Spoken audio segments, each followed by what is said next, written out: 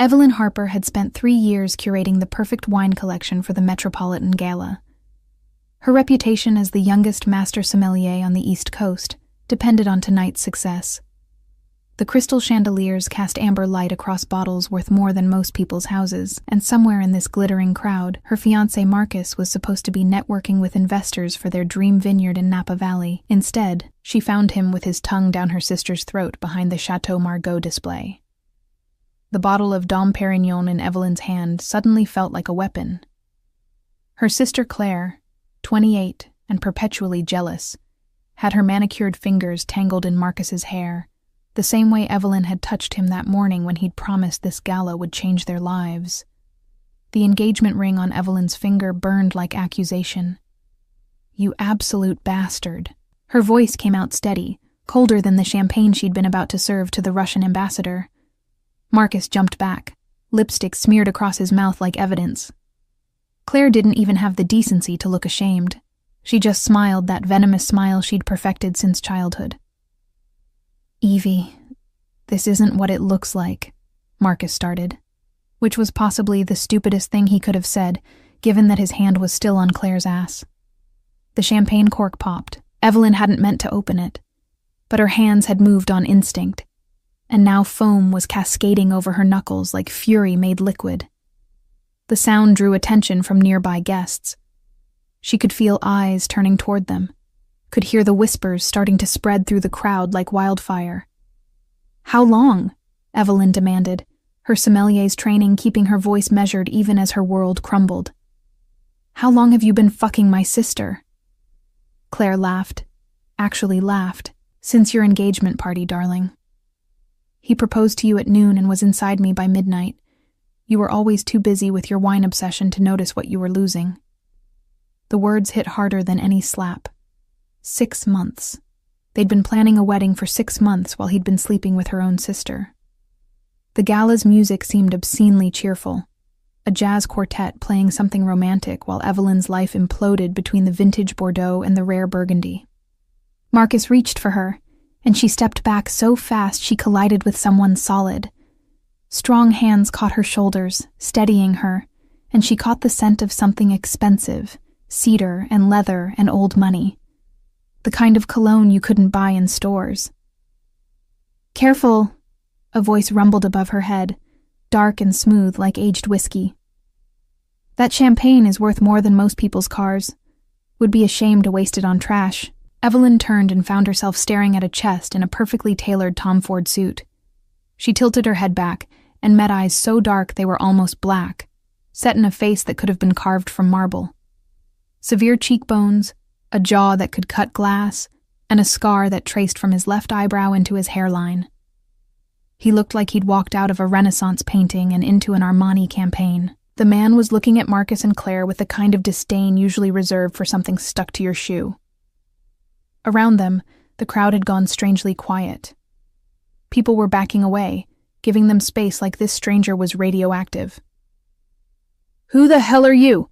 Marcus demanded, trying to reclaim some authority, but his voice cracked on the last word. "Someone who appreciates fine wine more than you appreciate fine women, apparently." The stranger's hand was still on Evelyn's shoulder, warm through the silk of her dress. "This establishment belongs to people I do business with. I don't tolerate mediocre men making scenes at quality events." There was something in the way he said business that made Marcus go pale. Around them, Evelyn noticed men in dark suits positioning themselves at exits, not obviously, but deliberate. The kind of security that didn't carry visible weapons because they didn't need to. "Ezra Castellano," someone whispered nearby, and the name rippled through the crowd like a curse. Evelyn knew that name. Everyone in her world knew that name. He was the man who controlled the underground market for rare wines, stolen art, and artifacts that museums would kill for. The FBI had been trying to build a case against him for a decade, and she'd just backed into him like a clumsy teenager. The champagne was making everything fuzzy, or maybe it was shock. But suddenly Evelyn had the worst, most brilliant idea of her entire life. She turned in Ezra's grip, looking up at this dangerous stranger with his scarred face and his predator's eyes. "I need a favor," she heard herself say, her words slightly slurred. She'd been stress drinking all evening, sampling her own inventory like a fool. "Can you kiss me? I want to make him jealous." The entire room seemed to hold its breath. Ezra Castellano's eyebrows rose fractionally, the only sign of surprise on his otherwise impassive face. Up close, she could see flecks of amber in those dark eyes, could see the way his jaw tightened as he studied her face.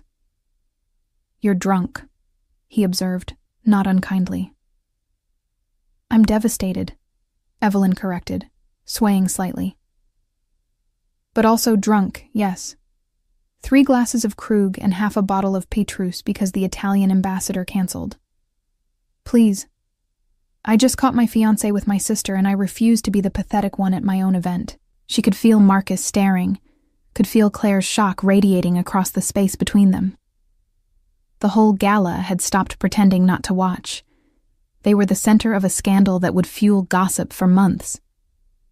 Ezra's hand moved from her shoulder to cup her jaw, his thumb brushing her cheekbone with surprising gentleness. He had calluses, she noticed hazily. This was a man who did more than sign papers and make phone calls. "Do you have any idea who I am?" His voice was low enough that only she could hear, intimate as a secret. "A man who appreciates fine wine," Evelyn quoted back at him, reckless with heartbreak and champagne.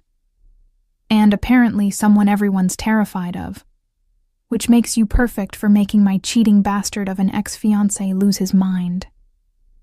Something flickered in those dark eyes. Amusement, maybe. Or interest. His thumb traced her lower lip, and Evelyn's breath caught despite everything.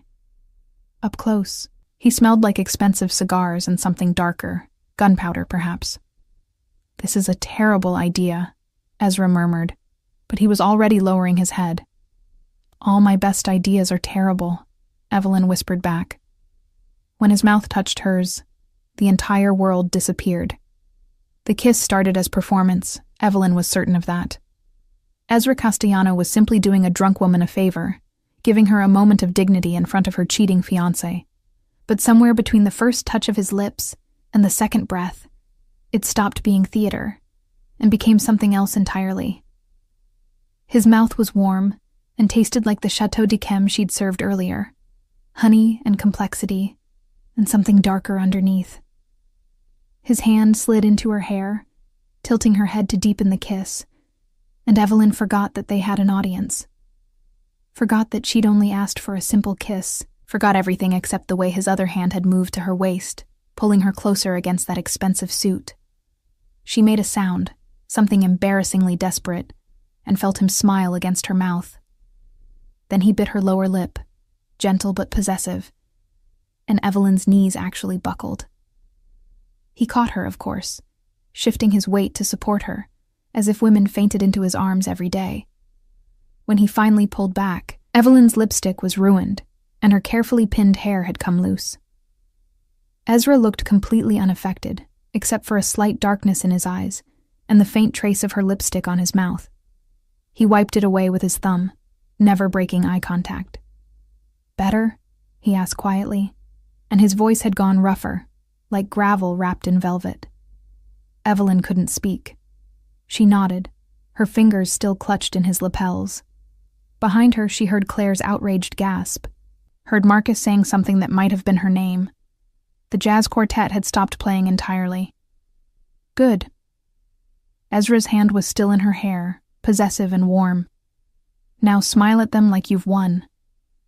She did, turning in his arms to face Marcus and Claire with what she hoped was devastating confidence, despite the fact that she was fairly certain her legs weren't working properly. Marcus looked like he'd been struck by lightning. Claire's face had gone an ugly shade of red. "The wedding's off," Evelyn announced, her voice carrying across the silent gala. "Obviously. Claire, you can have him. He's clearly more your speed." She twisted the engagement ring off her finger and threw it at Marcus's chest. It bounced off his lapel and skittered across the marble floor. "I'm upgrading." The crowd erupted in whispers. Evelyn felt Ezra's chest shake with silent laughter against her back. Evie, you don't know what you're doing, Marcus started, but one look from Ezra shut him up instantly.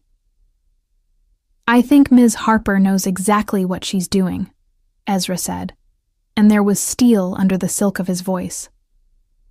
And I think you should leave, both of you, before I have you removed less politely.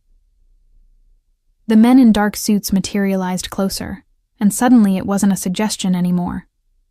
Marcus grabbed Claire's arm, and they retreated through the crowd, which parted for them like they were diseased. Evelyn watched them go and felt nothing but champagne fuzzy satisfaction. That was insane, she breathed, still leaning against Ezra, because standing on her own seemed ambitious. I just threw away my engagement at my own event and kissed a criminal in front of 300 witnesses. Alleged criminal, Ezra corrected, amusement coloring his tone. The FBI hasn't proven anything. His hands were still on her waist, steadying her. And technically, you're the one who kissed me. I was simply accommodating. You bit my lip. You moaned. Evelyn's face flamed. Around them, the gala was slowly returning to life, conversations resuming in hushed, excited tones. She'd given them the scandal of the season. Tomorrow her name would be in every society column from New York to Miami. I should probably... She gestured vaguely at the room, at her responsibilities as sommelier, at the life she'd just spectacularly imploded. I have wine to serve, Russians to schmooze, a reputation to salvage. Your reputation just became significantly more interesting, Ezra observed. He released her slowly, like he was making sure she wouldn't fall over. The sommelier who kissed Ezra Castellano and lived to tell about it. You'll be infamous by morning. Is that supposed to comfort me? It's supposed to prepare you. He straightened his tie, which she'd apparently rumpled without noticing. They'll ask questions. About me, about us, about what this means. What will you tell them? Evelyn hadn't thought that far ahead. The champagne was wearing off, replaced by the cold reality of what she'd just done. She'd kissed a man the FBI called untouchable, a dealer in stolen goods and black market luxuries. She'd done it in public, in front of everyone who mattered in her industry. The truth, she decided, lifting her chin. That you helped me when I needed it. That my fiancé is a cheating bastard who doesn't deserve the expensive wine I was going to serve at our wedding. Ezra studied her for a long moment, something calculating in his expression. You have excellent taste in wine, he said finally. The Petrus you were drinking earlier, 1995 vintage? 96, Evelyn corrected automatically. The 95 was too tight, needed more time. His smile was slow and dangerous. Have dinner with me tomorrow night. I have a bottle of Romane Conti I've been saving for someone who would actually appreciate it. That's a $50,000 bottle of wine. I'm aware. He pulled a card from his pocket, matte black with silver embossing. A phone number, nothing else. 8 o'clock. I'll send a car. Evelyn took the card, her fingers brushing his. This is insane. You said that already. Ezra leaned in, his breath warm against her ear. But you're going to say yes anyway. Because you're curious. Because that kiss felt like the first honest thing to happen to you in 6 months. Because a man who cheats with your sister doesn't deserve you. But a man who understands the difference between a 95 and 96 Petrus might. He pulled back, and Evelyn saw the truth in his eyes. He knew she'd come. Knew she was already hooked, not on him necessarily, but on the feeling of being wanted by someone dangerous, someone who looked at her like she was rare and valuable. One dinner, she heard herself say, to thank you for tonight. Of course. His smile said he knew she was lying to herself. Just dinner. He left then, his security melting away with him, leaving Evelyn alone in the center of the gala with a black card in her hand and the taste of him still on her lips. Around her, the whispers crescendoed. She'd just agreed to have dinner with the most dangerous man on the East Coast. The Russian ambassador approached, smiling widely. "Ms. Harper, I think I need something very strong after that entertainment. What do you recommend?" Evelyn smiled back, slipping the card into her clutch. "I have a Macallan 50-year-old that seems appropriate. It's dangerous, expensive, and absolutely worth the risk." "Perfect," he laughed, not knowing she wasn't talking about whiskey at all. Evelyn woke up on her couch at noon with a headache like an ice pick through her skull and 17 missed calls from her mother. The champagne had been a mistake. The kiss had been a bigger mistake. Agreeing to dinner with Ezra Castellano might have been her worst decision yet, which was saying something considering she'd gotten engaged to a man who'd been sleeping with her sister. Her apartment looked like a crime scene. Her gala dress was puddled on the floor, her shoes kicked off in 2 different directions. The black card sat on her coffee table, accusatory and tempting. She'd looked Ezra up at 3 a.m, sleepless and spiraling. And the search results had been terrifying. Federal investigations. Suspected arms dealing. A gallery in Soho that was definitely a front for something illegal. He'd been photographed at charity events with senators and supermodels, always in the background, always watching.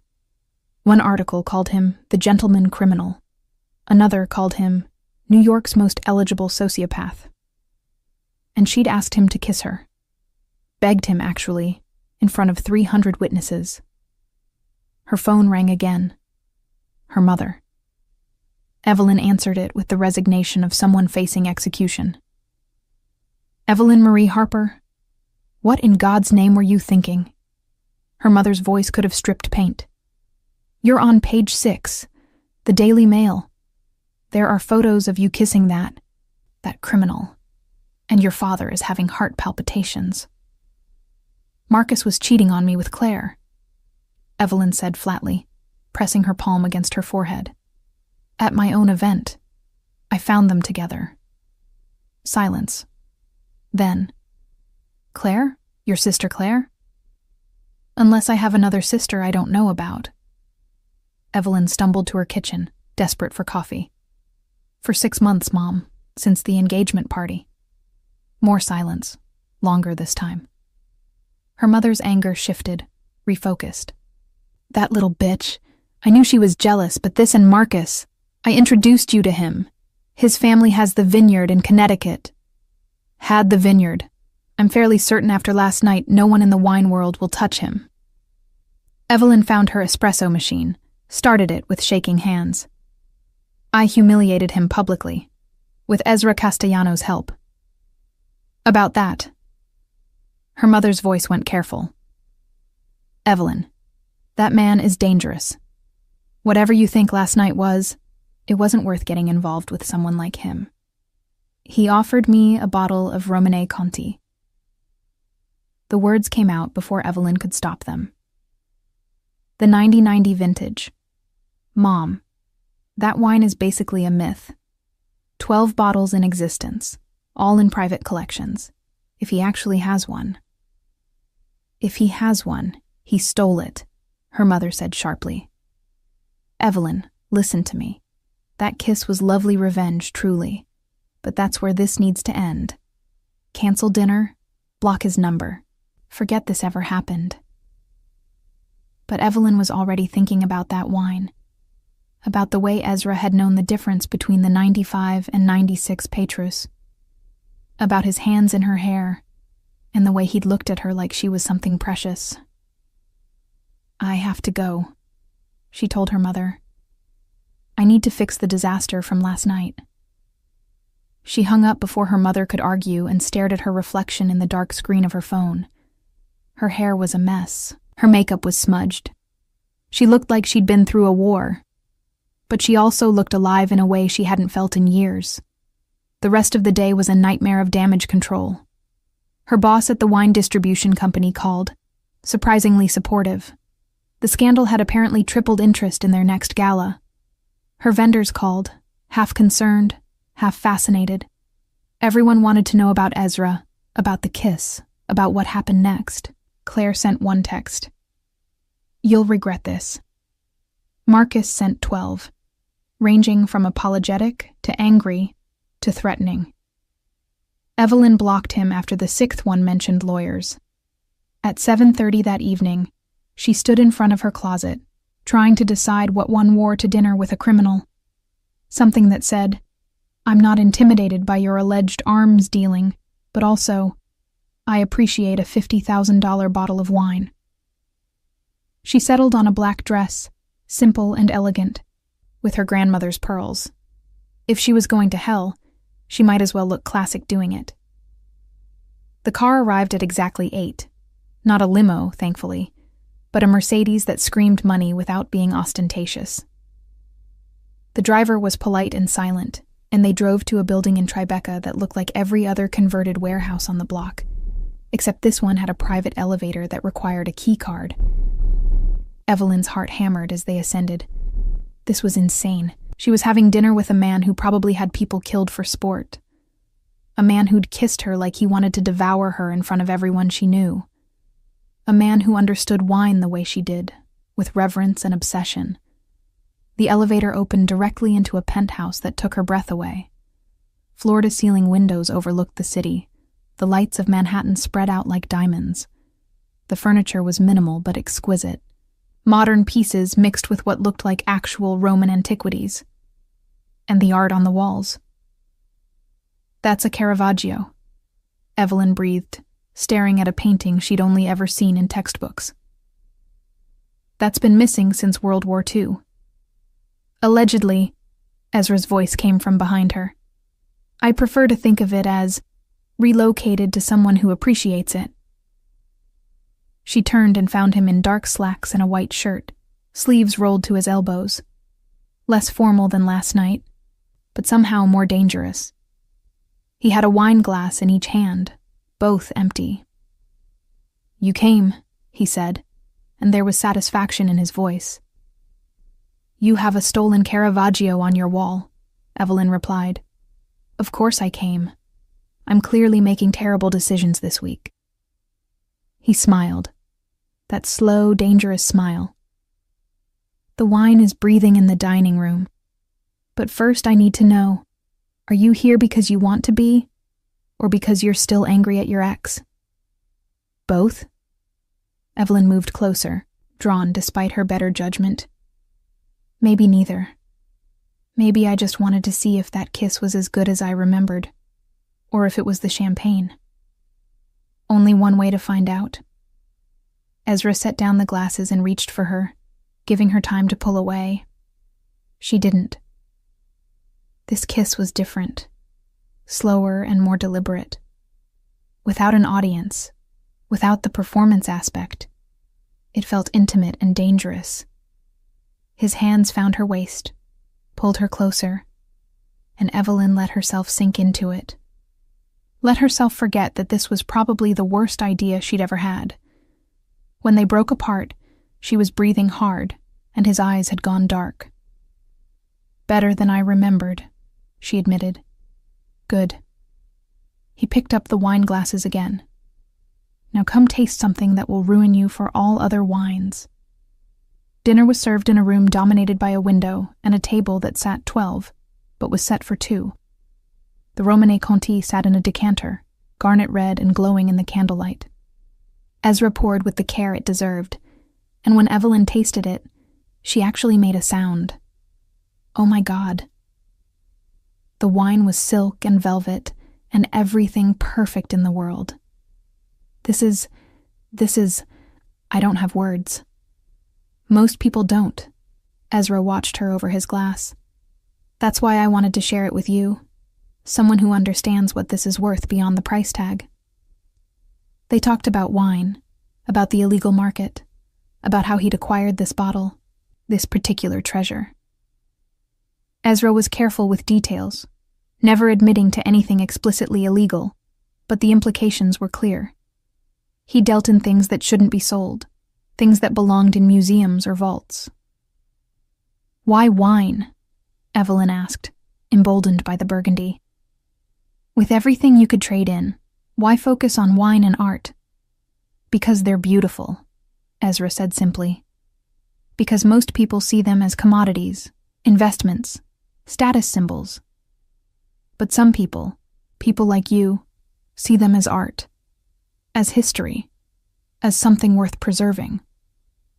Even if you stole them, I prefer to think I'm keeping them from people who don't deserve them. He refilled her glass. Like your ex-fiancé, I did some research on Marcus. His family's vineyard makes mediocre Pinot Noir that they overprice for tourists. He doesn't understand wine. He just wants to profit from it. And you're different? But Evelyn was smiling. I'm exactly the same, Ezra admitted. Except I have better taste and fewer scruples about where I source my inventory. They finished the bottle, and then he opened a Chateau Lafite from 1869 that had no business being that well preserved. Evelyn was tipsy again, but in a warm, golden way that made everything feel possible. Ezra told her about growing up in Sicily, about learning wine from his grandfather, who'd run shipments during Prohibition. She told him about studying in France, about the first time she'd tasted a wine that made her cry. Somewhere around midnight, they ended up on his couch, her shoes kicked off, his jacket discarded. They were debating the merits of French versus Italian wine regions, their faces close, their words tangling together. "You're going to be trouble," Ezra murmured, his fingers tracing the line of her jaw. "I can tell already." "You kissed me in front of everyone I know," Evelyn pointed out. "I think the trouble started there." "No," he said, his thumb brushing her lower lip. "The trouble started when you looked at me like I was your salvation instead of your damnation. When you understood the wine the way I do. That's when I knew I was in trouble." "One dinner," Evelyn whispered, even as she leaned into his touch. "That's what I said." "One dinner," Ezra agreed. "But we both know you're lying." When he kissed her this time, it wasn't for show or revenge or curiosity. It was because they both wanted it, needed it, this dangerous thing growing between them. And when he pulled her into his lap, when his hands slid into her hair and she made that desperate sound again, Evelyn knew she was already lost. She'd come here for wine and found something infinitely more intoxicating. Evelyn woke up in Egyptian cotton sheets that cost more than her monthly rent, in a bedroom with another stolen masterpiece on the wall. This one looked like a Monet. Morning light filtered through blackout curtains, and for a moment, she couldn't remember where she was. Then she felt the warm weight of Ezra's arm across her waist, and memory came flooding back. The wine, the conversation, the way he'd carried her to his bedroom sometime around 3 a.m., both of them too far gone on Burgundy and chemistry to pretend they weren't going to end up exactly here. "You're thinking too loud," Ezra murmured against her shoulder, his voice rough with sleep. "I can hear your panic from here." "I slept with a criminal," Evelyn said to the ceiling. 24 hours after catching my fiancé with my sister, I had sex with a man who probably has people killed for a living. Allegedly. His arm tightened around her. "And technically you didn't sleep with me. We're still in bed. No sleeping has occurred." Despite everything, Evelyn laughed. She turned in his arms and found him watching her with those dark eyes, his hair mussed, the scar on his eyebrow visible in the morning light. He looked younger like this, less dangerous, though she knew that was an illusion. "I should go," she said, not moving. "I have work, a life, a reputation that's already in tatters." "Your reputation is fine," Ezra replied, his hand tracing lazy patterns on her back. "Better than fine. You're now the woman who made Ezra Castellano interested enough to publicly claim. Do you have any idea how rare that is? Should I be flattered or terrified?" "Both." He kissed her forehead, gentle in a way that shouldn't have worked on a man like him. "Stay for breakfast. I have a chef who makes pancakes that will change your life, and I want to discuss a business proposition." Evelyn pulled back to look at him. "What kind of business proposition?" The kind that involves wine, revenge, and possibly ruining your ex-fiancé's life completely. Ezra's smile was wicked. Unless you're satisfied with just humiliating him publicly? She should have said yes. Should have taken her revenge and moved on like a mature adult. Instead, she heard herself ask, "How ruined are we talking?" An hour later, Evelyn sat in Ezra's dining room in one of his shirts, eating pancakes that were indeed life-changing, while he laid out his plan. Marcus's family vineyard is failing, Ezra explained, pulling up financial documents on his tablet. They're overextended, underleveraged, and hemorrhaging money. The only thing keeping them afloat is the reputation, which after last night's scandal is significantly damaged. "How do you have their financial records?" Evelyn asked, though she knew the answer. "I have people who acquire information." He slid the tablet across to her. "The vineyard is worth about $8 million on paper. In reality, it's worth half that. The land is good, but they've mismanaged it for decades. Poor grape selection, outdated equipment, mediocre winemaster." Evelyn studied the numbers, her sommelier brain automatically cataloging the problems. They could turn it around with the right investment. Better vines, modern equipment, a competent winemaker. Exactly. Ezra's smile was pure predator. "Which is why I'm going to buy it. Through a shell company, untraceable to me. I'll offer them just enough to get out from under their debt, but not enough to start over anywhere respectable." And then what? But Evelyn was starting to understand, starting to see the beautiful cruelty of it. "Then I hire you as the wine master. You rebuild it into something extraordinary. We produce wines that win international awards, that sommeliers fight over, that make Marcus's mediocre Pinot Noir look like grocery store trash." Ezra leaned forward, intent. "We take everything he was supposed to have, his family legacy, and we make it better. We make it legendary." It was vindictive and petty, and absolutely brilliant. Evelyn should have said no, should have walked away from this dangerous man and his dangerous plans. "What's in it for you?" she asked instead. "Besides watching you destroy your ex?" Ezra shrugged. "A legitimate business to launder money through, a vineyard that actually produces something worth drinking. And you, working for me, tied to me in a way that makes it very clear you've chosen me over him." "That's insane. You keep saying that word." He reached across the table, caught her hand. "But you're not saying no." Evelyn stared at their joined hands, at the contrast between her bare fingers where her engagement ring used to be and his, strong and scarred. This was everything she'd been taught to avoid. Getting involved with a criminal, mixing business with revenge, letting attraction override common sense. But Marcus had been sleeping with her sister for 6 months. Had planned to marry her while fucking Claire behind her back. And Claire had smiled about it. Had laughed while twisting the knife. "I want control of all wine-related decisions," Evelyn said. "Complete autonomy on grape selection, production methods, and distribution." Done. "And my name on the label.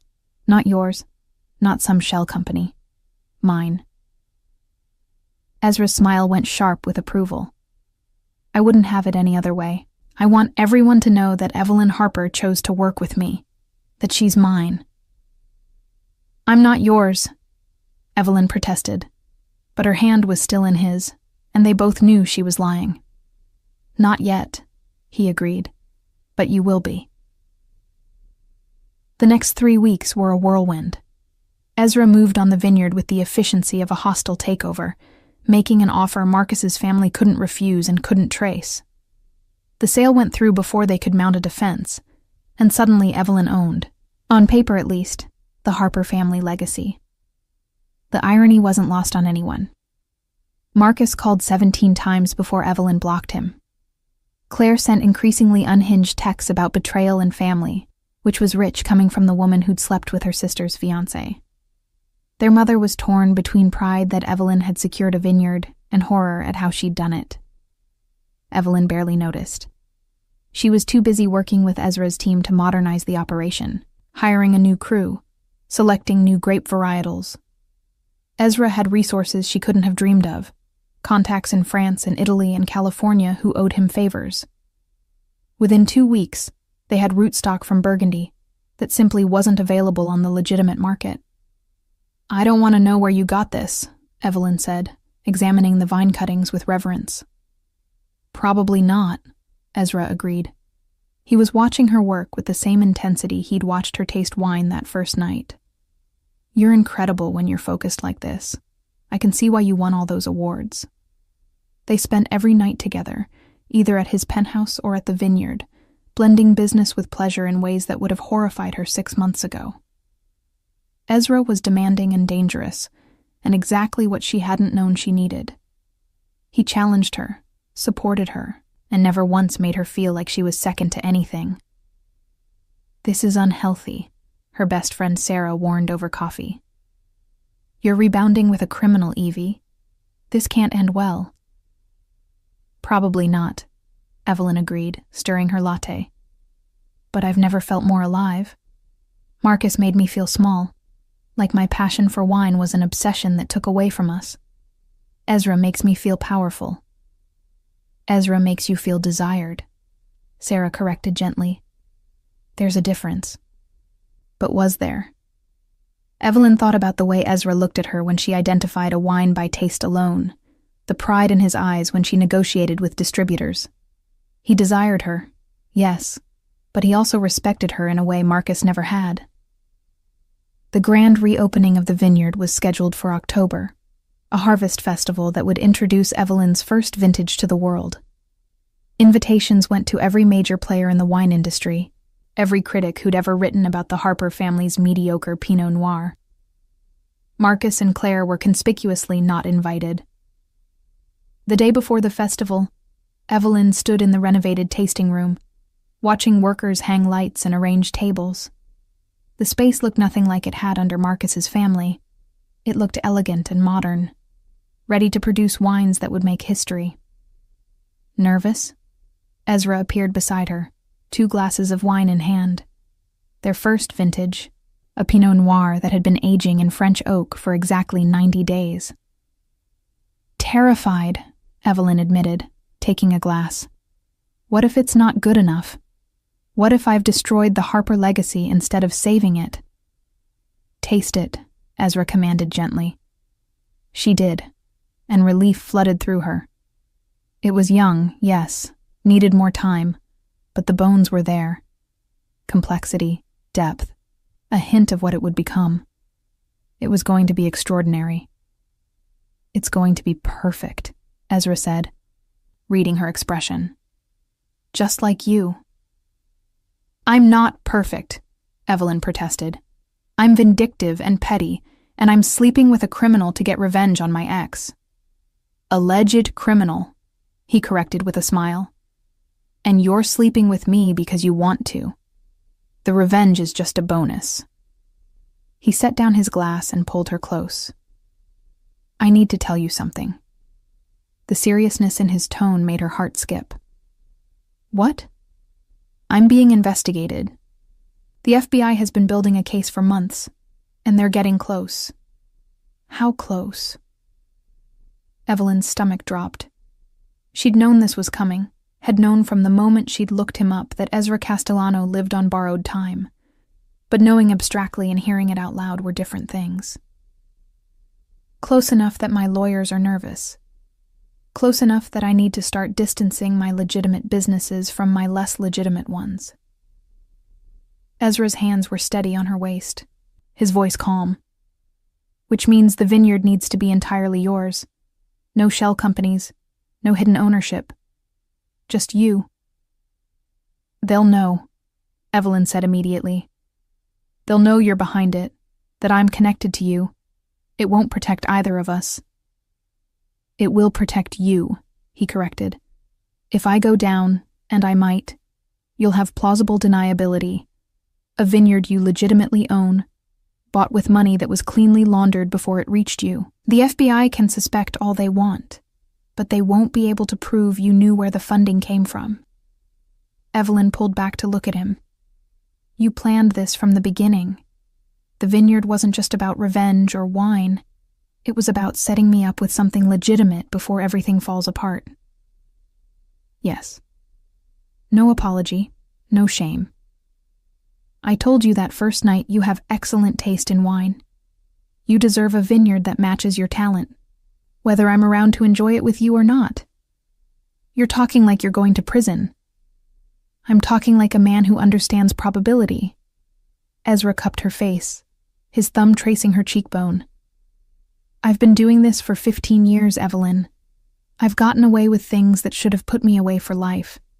The odds were always going to catch up eventually. She should have been angry. Should have felt used, manipulated, set up. Instead, all she felt was a fierce, unexpected protectiveness. This dangerous man had given her a vineyard, had helped her rebuild her career, had looked at her like she was the rarest vintage in existence. What if I don't want plausible deniability? Evelyn asked. What if I want to fight for you? Then you'd be an idiot, Ezra said, but his voice was rough with emotion. And you're the smartest woman I know. Promise me, if this goes bad, you'll let me go. You'll take the vineyard, and you'll make something beautiful, and you'll forget about the criminal who helped you get revenge. I can't promise that. Evelyn. No. She kissed him, hard and desperate. You don't get to give me everything I didn't know I wanted, and then ask me to forget you. That's not how this works. That's exactly how this has to work, Ezra said against her mouth, but he was kissing her back, his hands tangling in her hair. I'm not a good man. I've done things that would horrify you. I don't get the happy ending with the brilliant sommelier. Maybe I don't want a good man, Evelyn shot back. Maybe I want the man who understands why a 96 Petrus is better than a 95, who helped me destroy my ex-fiancé, who looks at me like I'm worth more than all the stolen art in his collection. They made love in the tasting room, desperate and intense, surrounded by barrels of wine that would outlast whatever happened next. Afterward, lying on the floor with Ezra's jacket as a pillow, Evelyn made a decision. I'm not letting you go, she said quietly. If the FBI comes, I'll get you the best lawyers. If you need an alibi, I'll provide one. If you go to prison, I'll visit every week with bottles of wine I'm not supposed to smuggle in. Ezra laughed, pained and genuine. You're insane. You keep saying that. Evelyn echoed his words from weeks ago. But I'm not changing my mind. The Harvest Festival was a triumph.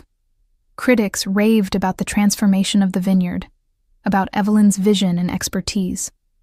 Orders came flooding in before the first vintage was even bottled.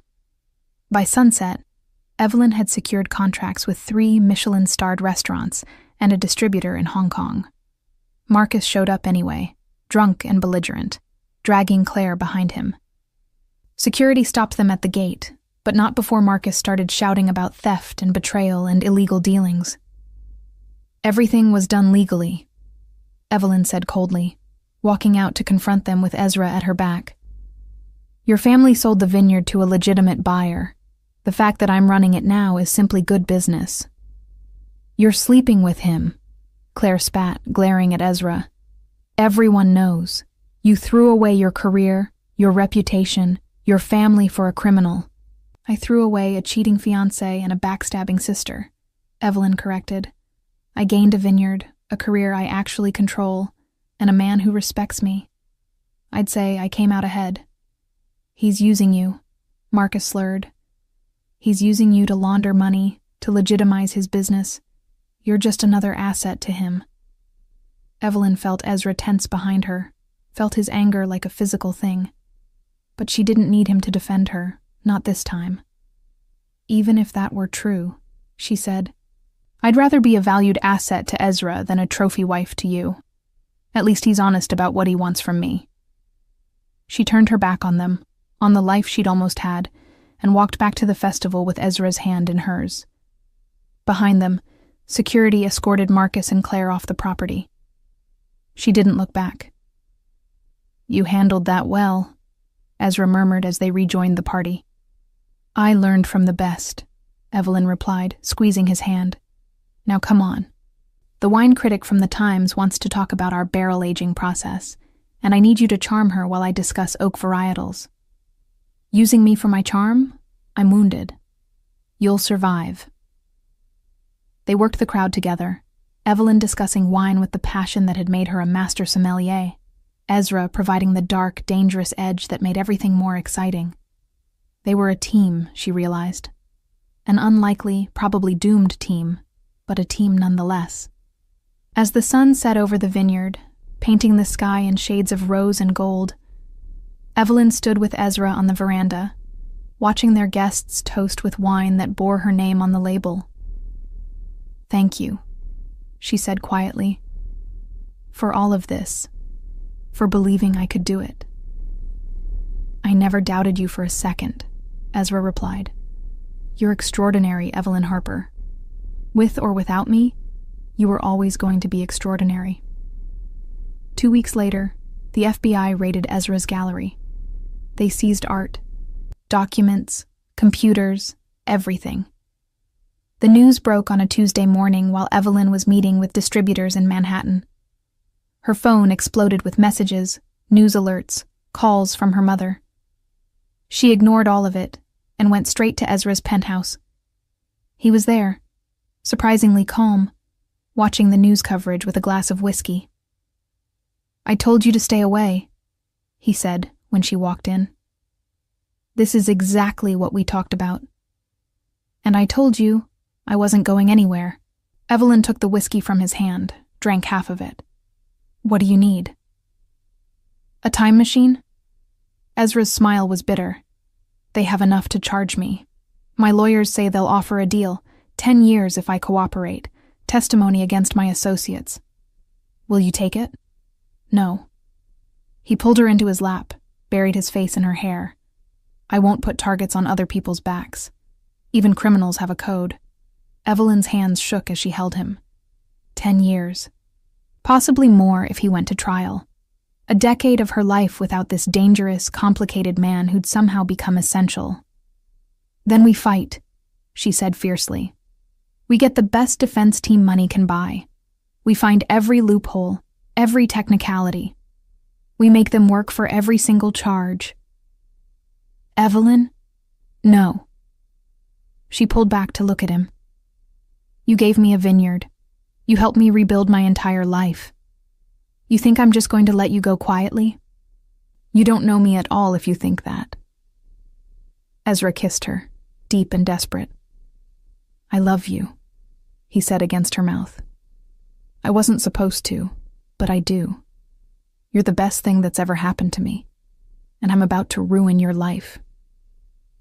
"You love me?" Evelyn's heart was racing. They'd never said it before, had danced around it for weeks, but hearing it now, with everything falling apart, felt both perfect and tragic. "Desperately," Ezra confirmed. "Which is why you need to walk away. Before you're photographed here, before anyone can connect you to this more than they already have." "I love you too," Evelyn said, because if he could be brave enough to say it, so could she. "And I'm not walking away. So you can either accept that I'm staying and let me help, or you can waste time arguing while the FBI builds their case." He stared at her for a long moment. This brilliant, infuriating woman who'd crashed into his life with a drunken request for a kiss and somehow become everything. Then he laughed, helpless and genuine. "You're going to be the death of me." "Probably," Evelyn agreed. "But not today. Today we call your lawyers and we start fighting back." The trial lasted 4 months and made headlines across the country.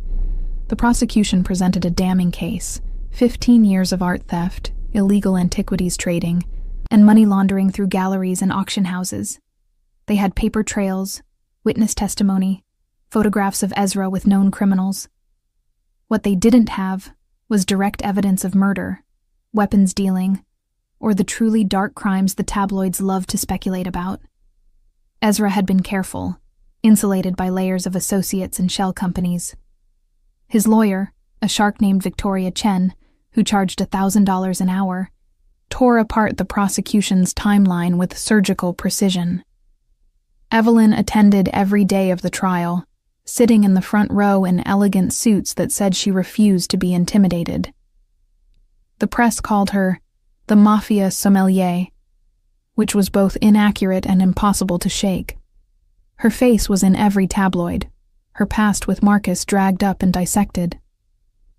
Evelyn Harper trades one scandal for another, Page 6 declared. From cheating fiancé to criminal lover, the master sommelier certainly has a type. Her mother begged her to skip the trial, to distance herself before it was too late. Sarah stopped calling after Evelyn refused to see reason. Even her professional colleagues started avoiding her, afraid that association would taint their own reputations. Evelyn didn't care. She showed up every day, and every evening she returned to the vineyard, working until her hands ached, and her mind was too tired for fear. The first vintage was bottled and ready for release. Orders were still coming in despite the scandal, or maybe because of it. Notoriety sold almost as well as quality. On day 73 of the trial, the prosecution called Marcus as a witness. Evelyn felt Ezra tense in his seat at the defense table. He'd been composed throughout the entire trial, never showing emotion, but now his jaw tightened. He'd promised her he wouldn't react, wouldn't give them the satisfaction, but she could see the effort it took. Marcus took the stand looking smug, dressed in an expensive suit that probably came from his new girlfriend's money. Claire had dumped him 3 weeks after the vineyard sale. Apparently loyalty wasn't her strong suit with anyone. "Mr. Harper," the prosecutor began, "can you describe your relationship with the defendant?"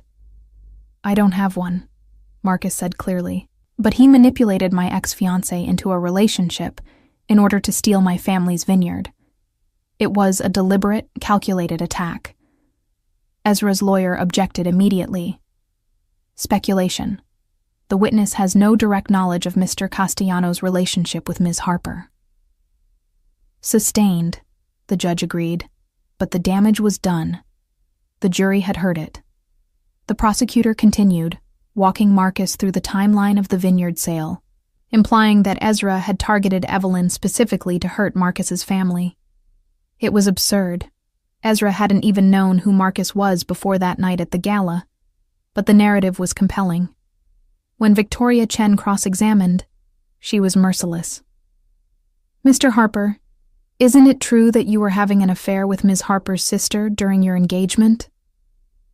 Marcus flushed. "That's not relevant." "It's extremely relevant," Victoria countered. "You're claiming Mr. Castellano manipulated your ex-fiancée, but you were the one who betrayed her first, correct?" "That doesn't have anything to do with—" "Answer the question," the judge instructed. "Yes," Marcus admitted through gritted teeth. "I had a relationship with her sister." "A 6-month affair," Victoria clarified, "that you conducted behind Ms. Harper's back while planning a wedding with her. And when she discovered this affair at a public event, she ended the relationship, correct?" "Yes, but—" "And 3 weeks after that, the vineyard was sold. A vineyard that, according to financial records, was hemorrhaging money and facing bankruptcy within 6 months. Your family needed to sell, didn't they, Mr. Harper?" Marcus's lawyer had clearly not prepared him for this line of questioning. He stuttered through an explanation about temporary setbacks and bad harvests, but Victoria had the financial documents. The jury could see the truth. The vineyard had been failing long before Ezra bought it. "So to be clear," Victoria said, "Mr. Castellano didn't steal anything. He made a legitimate offer for a failing business, and Ms. Harper, a master sommelier with impeccable credentials, chose to run it. The fact that this hurts your pride doesn't make it illegal, does it?" "Objection," the prosecutor called weakly. "Withdrawn," Victoria said with a smile that could cut glass. No further questions. Marcus was dismissed looking significantly less smug than when he'd arrived. Evelyn caught his eye as he left the courtroom. and the hatred there should have bothered her. Instead, she felt only satisfaction. He'd tried to hurt Ezra and had only made himself look petty and jealous.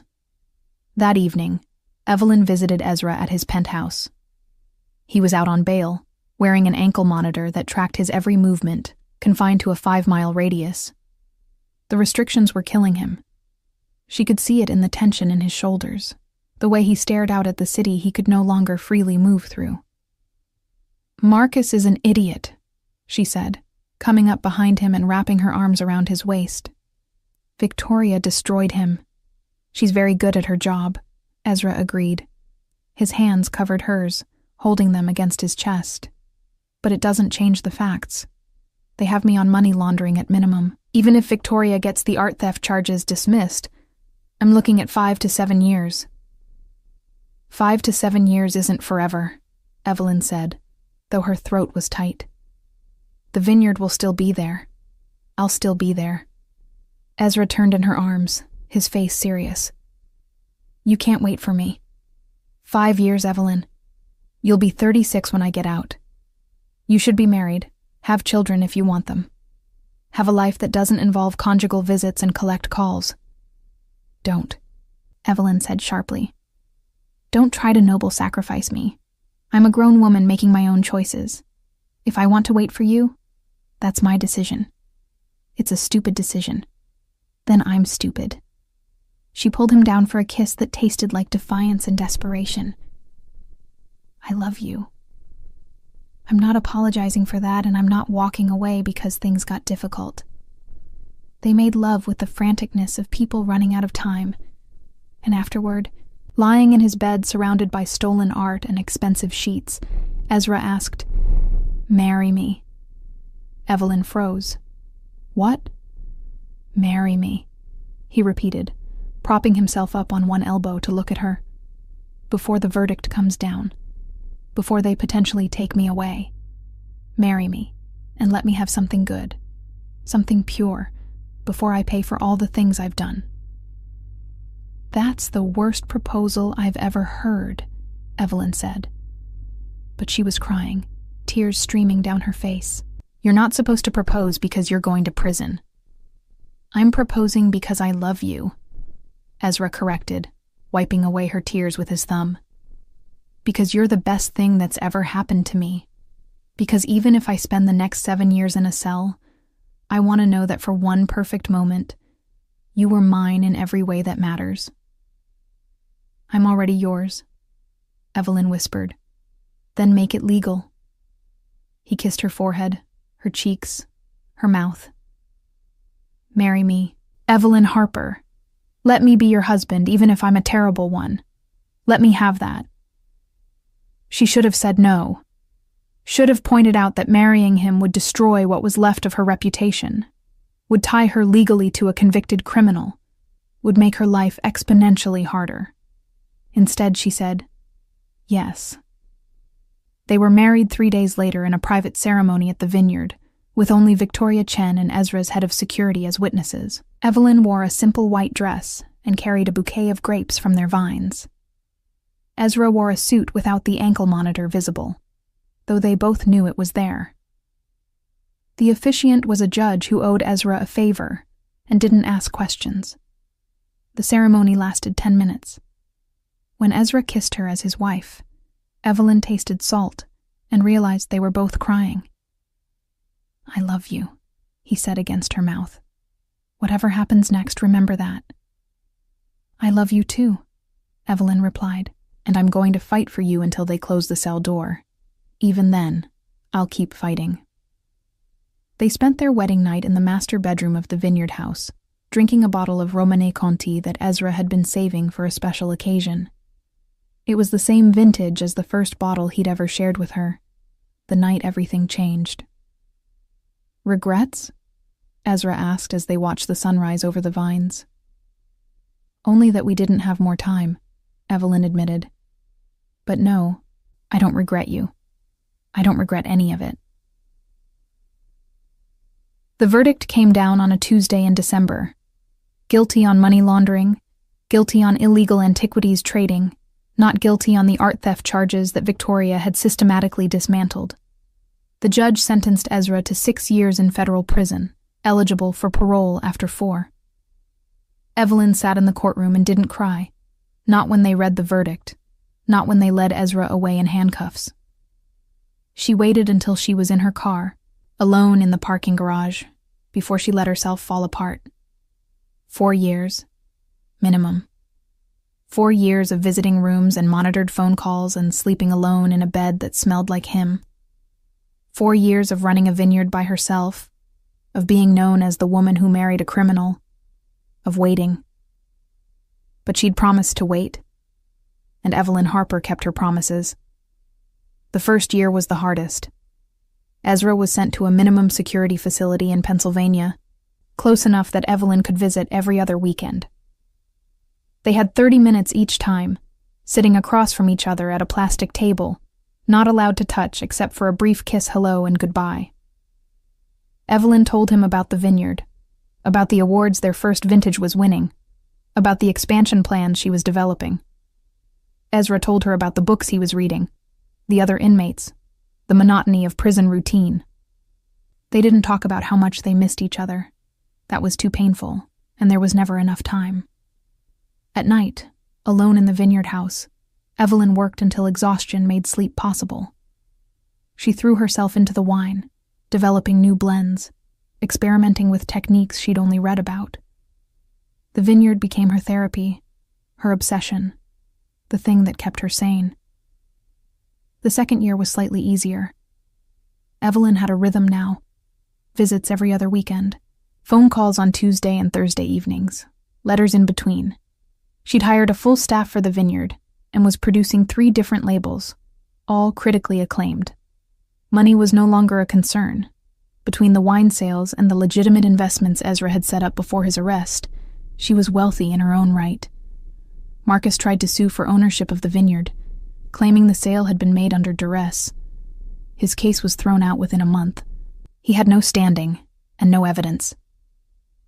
Claire sent a letter asking for money, claiming family obligation. Evelyn burned it and didn't respond. Her mother visited once, surprising Evelyn by arriving unannounced on a Saturday morning. "I don't approve," her mother said, walking through the vineyard that now bore Evelyn's name on every label. "I think you threw your life away for a criminal, but I'm proud of what you've built here. Your father would have been proud too. It wasn't forgiveness, but it was something." Evelyn took it. The third year, Ezra was transferred to a facility in New York, even closer. The visits increased to once a week. He looked older, lines around his eyes that hadn't been there before, but his smile when he saw her was the same. "2 more years," he said during one visit. "Maybe less if I get parole. Can you wait 2 more years?" "I'd wait 20, Evelyn replied, and meant it. On their 3rd anniversary, Evelyn brought a bottle of their wine to the visiting room. The guards confiscated it immediately. Alcohol wasn't allowed, but they'd seen it. Ezra had seen her bring a bottle of Harper Vineyard Reserve, the wine that critics were calling transcendent, and the best American Pinot Noir in a generation. "You did it," he said, his voice rough with emotion. "You made something extraordinary." "We did it," Evelyn corrected. "This is ours."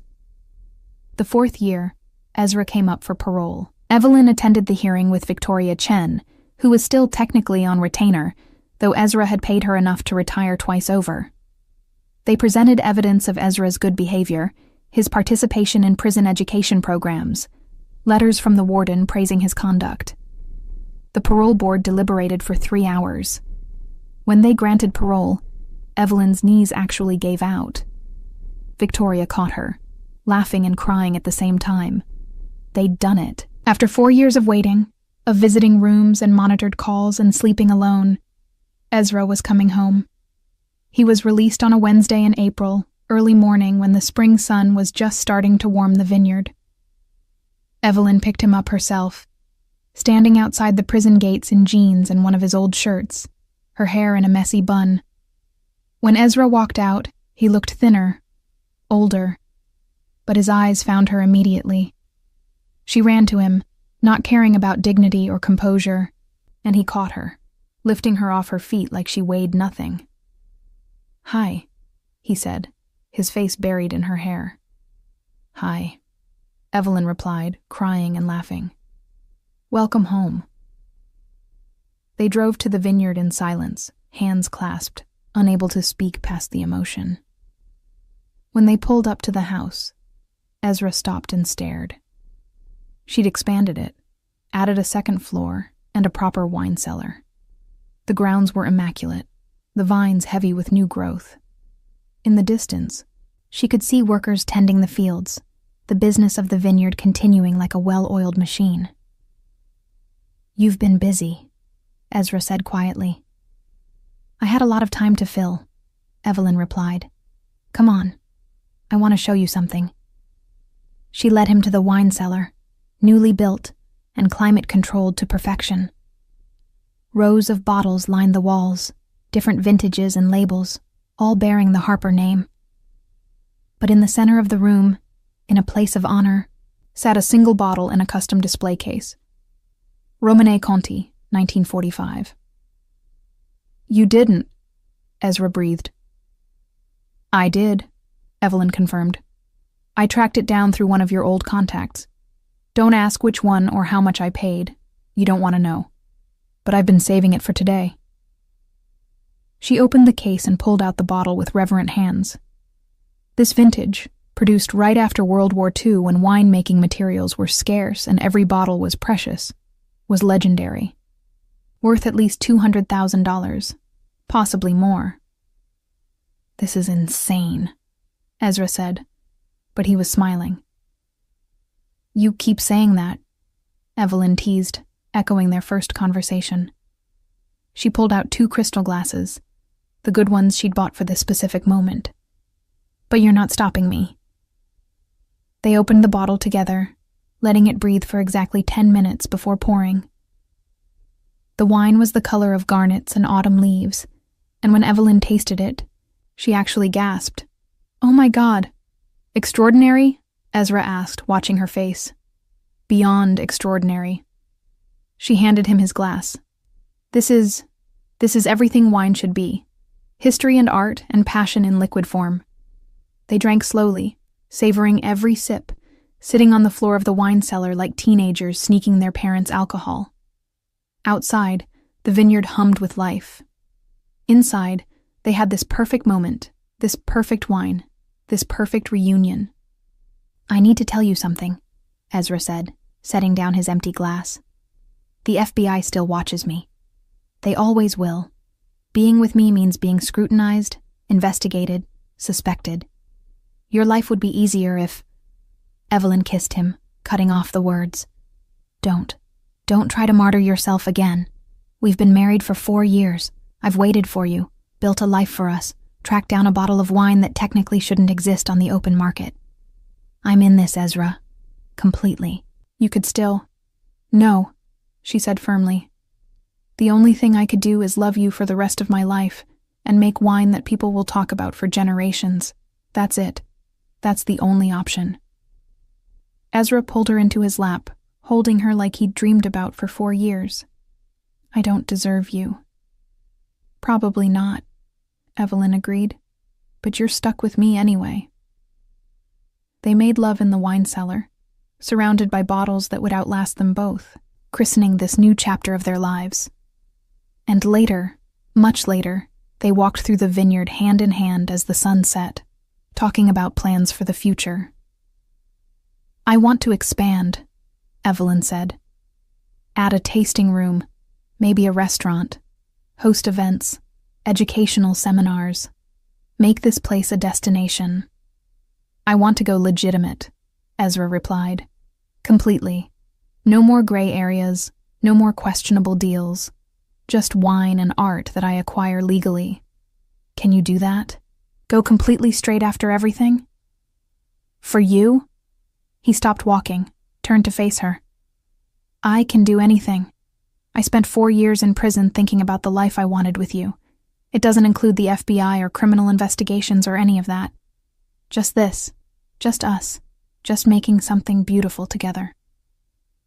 They sealed the promise with a kiss as the sun disappeared behind the hills, painting the sky in shades of wine and blood and gold. 5 years after Ezra's release, Harper Vineyard had become one of the most acclaimed wineries on the East Coast. Their Pinot Noir won international awards. Their Chardonnay was served at the White House. Wine critics made pilgrimages to taste their limited-release vintages, and bottles sold out within hours of each launch. Evelyn and Ezra ran it together, a team in every sense. He handled the business side, the distribution and marketing, the careful navigation of an industry that still whispered about his past. She managed the winemaking, the artistry, the creation of vintages that would define a generation. They'd converted the old barn into a tasting room that hosted educational seminars and private events. The wine cellar had become legendary, filled with bottles that collectors dreamed about. And in a private room that only they had access to, Ezra had assembled a legal collection of art that rivaled any museum. Pieces he'd acquired through legitimate auction houses, documented and clean. On a Tuesday in October, exactly 7 years after the night Evelyn had drunkenly begged a stranger to kiss her, they hosted an exclusive dinner at the vineyard. 50 guests, all major players in the wine world, all there to celebrate the release of their 7th vintage.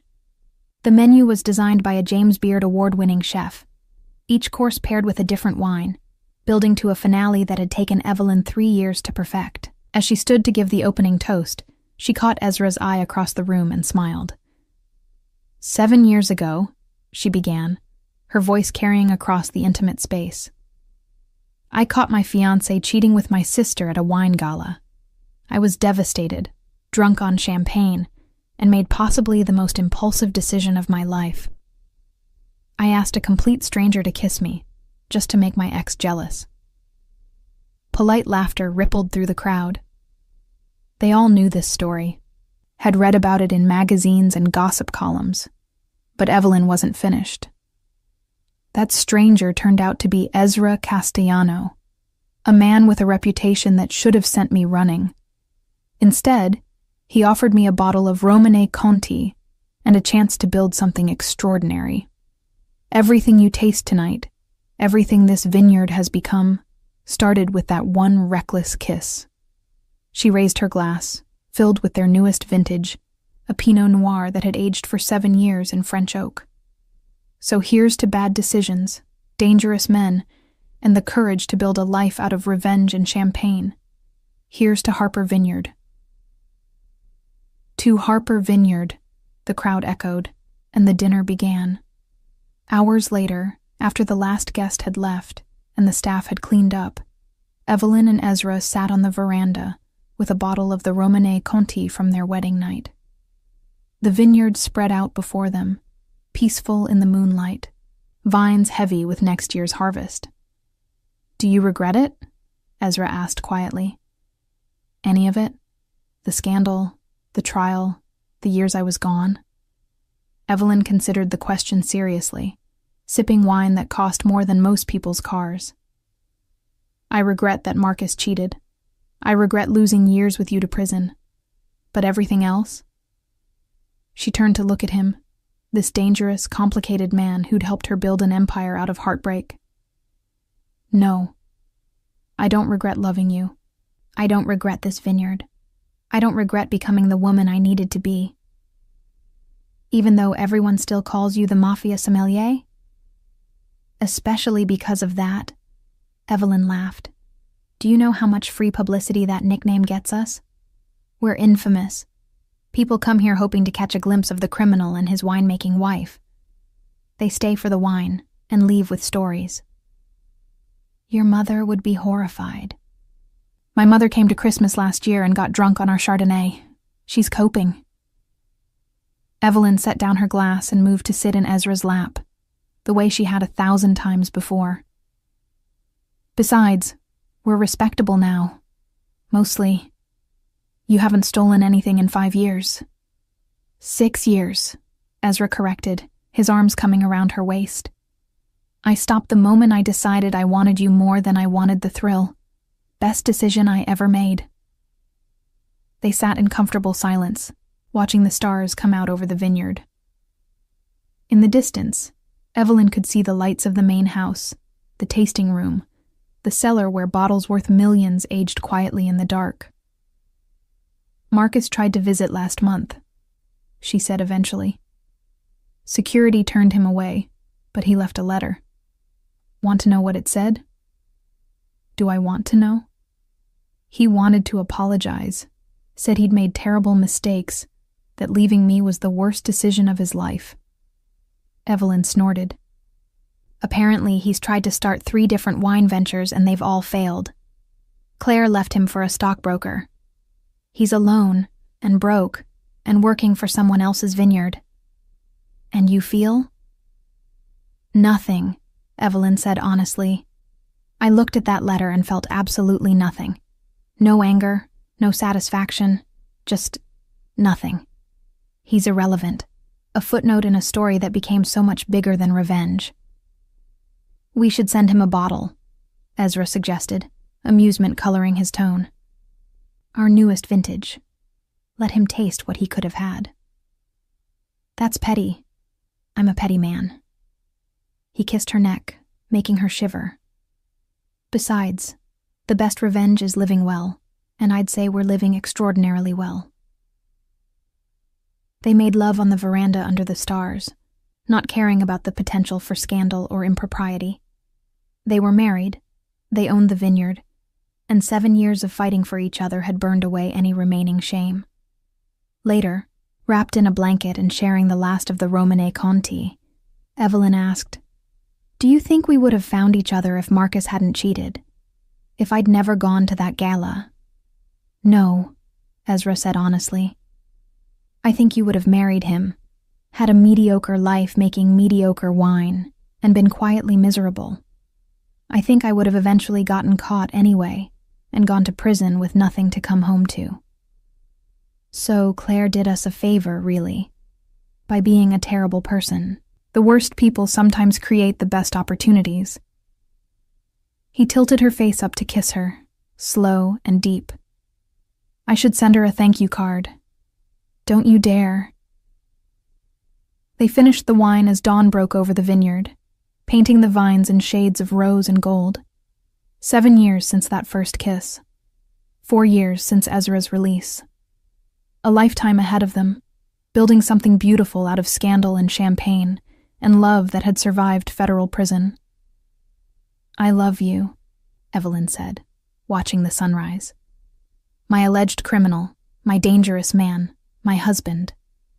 "I love you too," Ezra replied, his arms tightening around her. "My brilliant sommelier, my partner, my salvation." They sat together as the vineyard woke up around them, workers arriving for the morning shift, the business of winemaking beginning another day. In the cellar below, bottles aged quietly, gaining complexity and value with each passing year. In the tasting room, reservations were already booked months in advance. In the private collection, art worth millions hung on walls, all of it legal, all of it clean. Harper Vineyard had become exactly what Evelyn had dreamed of when she was drowning in champagne and heartbreak 7 years ago. Not just a successful business, but a legacy. A testament to the fact that sometimes the worst nights of your life led to the best decisions. "Come on," Evelyn said, standing and pulling Ezra to his feet. "We have a harvest to oversee, a tasting room to prepare, and a wine critic from France arriving at noon. Our dangerous, scandalous, absolutely perfect life awaits." "Wouldn't have it any other way," Ezra agreed, following her into the house that had become their sanctuary. Behind them, the empty bottle of Romane Conti sat on the table, a relic of the journey that had brought them here. From a drunken kiss at a gala to a criminal trial, from prison visits to international acclaim, they had built something that transcended revenge. They had built love, partnership, and the finest vineyard on the East Coast. And every bottle they produced, every vintage that bore the Harper name, was a tribute to that first reckless moment when Evelyn Harper had looked at the most dangerous man in the room and asked, "Can you kiss me? I want to make him jealous." She had touched the Mafia boss and lived to tell the tale. Better than that, she had married him, reformed him, and built an empire with him. The best revenge, as it turned out, wasn't just living well. It was living dangerously, passionately, and abundantly happy.